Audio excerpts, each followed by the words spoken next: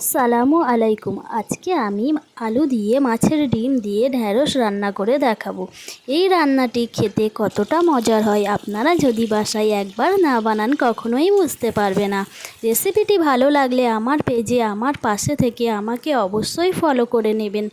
প্রথমে একটি কড়াইয়ে আমি 3 থেকে 4 টেবিল চামচ তেল দিয়ে দিলাম। তেলে অল্প কিছুটা পেঁয়াজ কুচি দিয়ে হালকা লাল হয়ে এলে মাঝারি সাইজে কুচিয়ে রাখা ঢ্যাঁড়স দিয়ে দিলাম।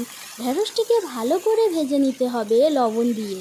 ভালো করে ভাজা হয়ে এলে যেরকম কষানো হয় এবার কষিয়ে নিতে হবে।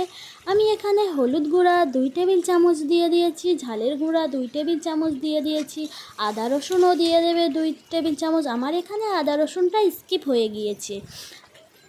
আর এই ধনিয়া গুঁড়া 2 টেবিল চামচ, জিরা মরিচ গুঁড়া 2 টেবিল চামচ দিয়ে আলু দিয়ে ভালো করে কষিয়ে নিতে হবে যতক্ষণ না পর্যন্ত ঢ্যাঁড়সের গা থেকে তেল ছেড়ে আসে। এই যে দেখুন আমার এখানে তেল ছেড়ে এসেছে।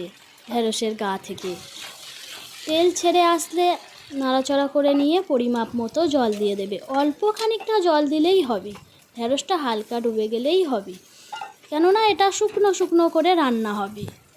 জল দিয়ে ঢাকনা চাপা দিয়ে দিলাম।